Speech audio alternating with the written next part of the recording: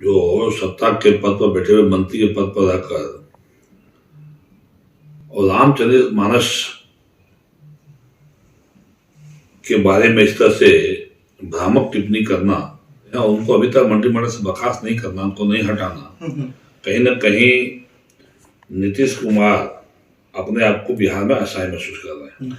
500 साल इस देश में मुगलों का शासन रहा, 400 साल अंग्रेजों का शासन रहा, यानी कि इस्लाम का शासन रहा 500 साल, ईसाई का शासन 400 साल रहा। उसके बाद सनातन को कोई नहीं मिटा पाया। अब सनातन इतना सशक्त होगा कि आने वाले समय में भारत हिंदू राष्ट्र बनेगा। इस दिशा में भारत आगे बढ़ रहा है। सर, आपको ठंड लगती है क्या? ठंड तो आप शरीर को जैसे ढालोगे, आप शरीर का सबसे कोमल अंग होता है आंख, तो आंख में तो कुछ नहीं पहनते हैं लोग, तो आंख को ठंडा इसलिए नहीं लगता क्योंकि उसको ठंडा की हैबिट हो गई है। अच्छा। उसी टेम्परेचर में आंख को रहने का आदत हो गया है।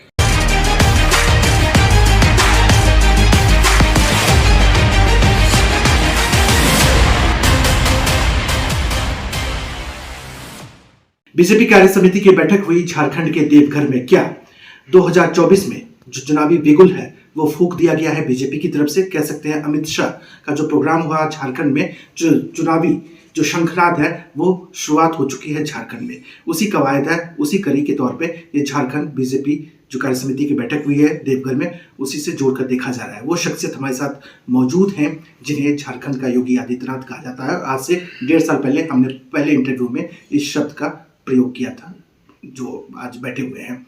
24 में इनकी महत्वपूर्ण भूमिका होने वाली है। किस तरीके से तमाम मुद्दों पर बात करेंगे।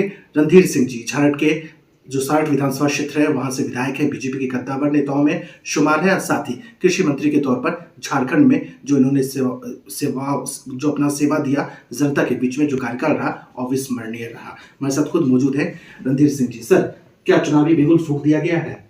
बिल्कुल। भारतीय जनता पार्टी हमेशा चुनावी मूड में रहती है।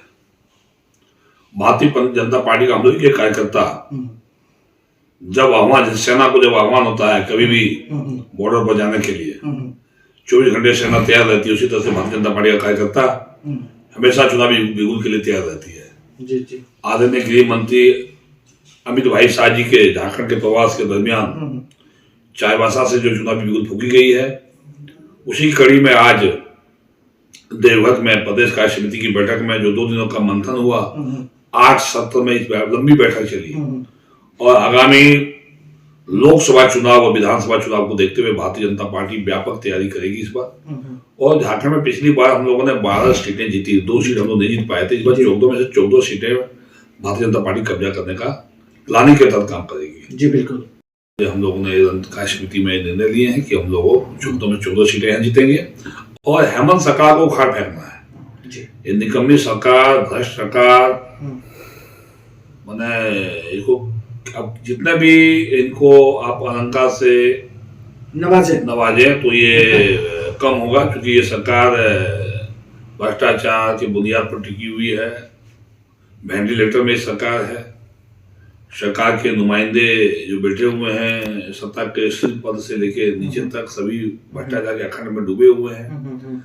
एक भी झारखंडियों का काम नहीं हुआ। झूठे वायदे पर सरकार चल रही है। 32 के नाम पर, आरक्षण के नाम पर जनता को गुमराह करने का काम किया राज्य जनता को। नियोजन नीति के नाम पर जनता को गुमराह किया। लोन माफी के नाम पर जनता को गुमराह, किसानों को गुमराह करने का काम किया। ऐसे अनेक मुद्दे हैं जो इस सरकार ने जनता को धोखा देने का। सर, सूत्रों के हवाले से भी खबर है, जो जिस तरीके से रणधीर सिंह काम करते हैं, तो हमने देखा है लगातार विधानसभा क्षेत्रों में बुनियादी चीजों पर विशेष तौर पे काम करते हैं।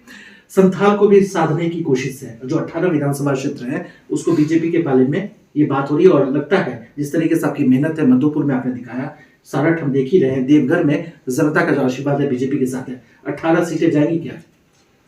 देखिए, 18 सीटें संथाल परगना में जो है उसमें मुझे लगता है कि शायद एक सीट हम लोग आज तक नहीं जीत पाए हैं, वो है लिट्टीपड़ा जी, और दूसरा शायद शिकारीपड़ा। 2 सीटें हम लोग नहीं जीत पाए आज तक भारतीय जनता पार्टी, मेरे ख्याल से जहाँ तक लग रहा है। बाकी 16 सीटों में भारतीय जनता पार्टी का कभी ना कभी कब्जा रहा है। तो हम लोग टारगेट लेके चल रहे हैं। तो प्रयास होगा 18 में 18 सीटें देगा, बट अधिकतर सीटों पर भारतीय जनता पार्टी जरूर कब्जा करेगी, ऐसा रणनीति की तरफ हम लोग काम कर रहे हैं। राजनीतिक बिगुल फूंक दिया गया है, कह सकते हैं शंखनाद है, चुनावी शंखनाद है 24 को लेकर। 24 में लोकसभा चुनाव भी है और 24 में झारखंड विधानसभा चुनाव भी है। रणधीर सिंह की बहुत महत्वपूर्ण भूमिका होने वाली है केंद्र से लेकर राज्य के स्तर तक। चूंकि कद्दावर नेताओं में शुमार है, कृषि मंत्री रह चुके हैं और पूर्व मंत्री के तौर पर कामकाज सराहनीय रहा, शानदार रहा। जाहिर सी बात है, सवाल रांची, देवघर, सारठ से निकलकर देश के स्तर का भी होगा।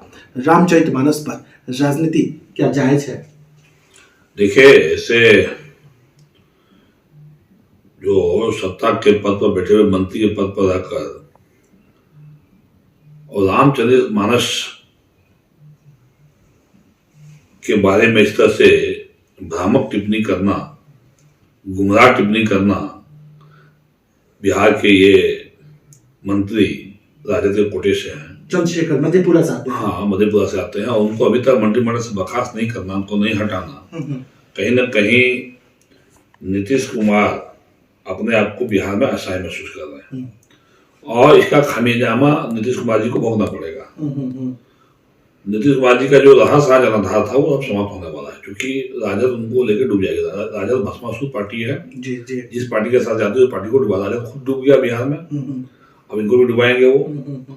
और आप जो देख रहे हैं अभी जो बगावत के बिगुल वहाँ बिहार में चल रहे हैं, भूपेंद्र कुशवाहा के साथ साथ कई इससे बड़े दिग्गज नेता भारतीय जनता पार्टी के संपर्क में है। राजद के भी कई बड़े बड़े नेता भारतीय जनता पार्टी के संपर्क में है। नीतीश कुमार भी संपर्क में है क्या?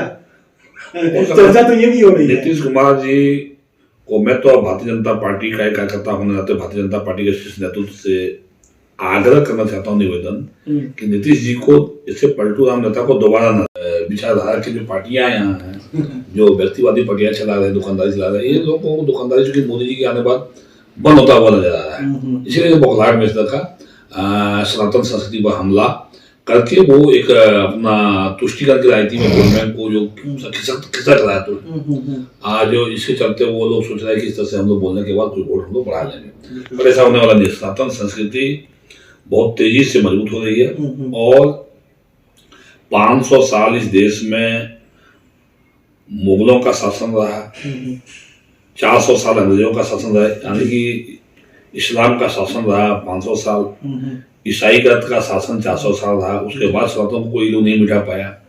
अब सनातन इतना सशक्त होगा कि आने वाले समय में भारत हिंदू राष्ट्र बनेगा, इस दिशा में भारत आगे बढ़ रहा है।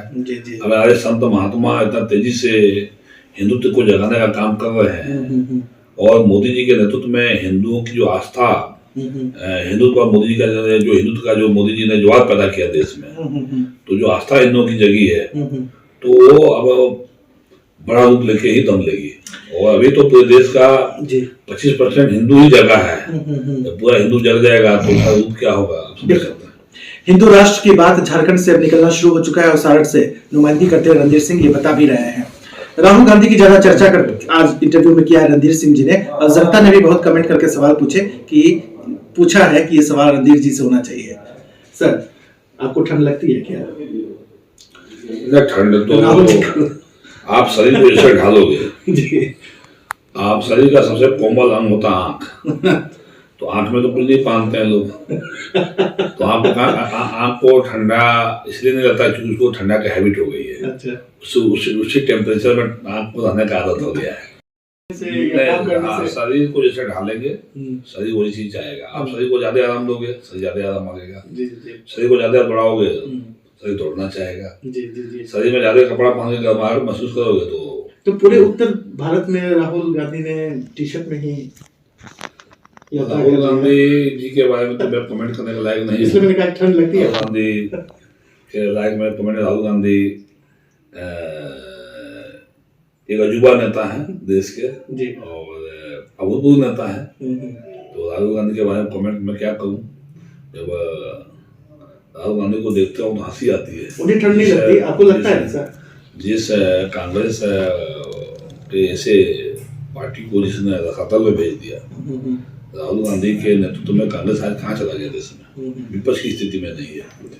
तो इसलिए राहुल गांधी जो नौटंकी कर रहे हैं वो नौटंकी से जनता उनके झांसे में नहीं आने वाली है। जनता, देश की जनता आदरणीय प्रधानमंत्री नरेंद्र भाई मोदी जी के नाम पर भारतीय जनता पार्टी के नाम पर विचारधारा, भारतीय जनता पार्टी विचारधारा के नाम पर भारतीय जनता पार्टी के साथ देश की जनता खड़ी है। और आगामी आने वाला लगता है कई दशक तक भारतीय जनता पार्टी इस देश में काम करेगी, राजनीतिक काम करेगी और काम के दम पर राज करेगी। जो काम करेगा वही राज करेगा।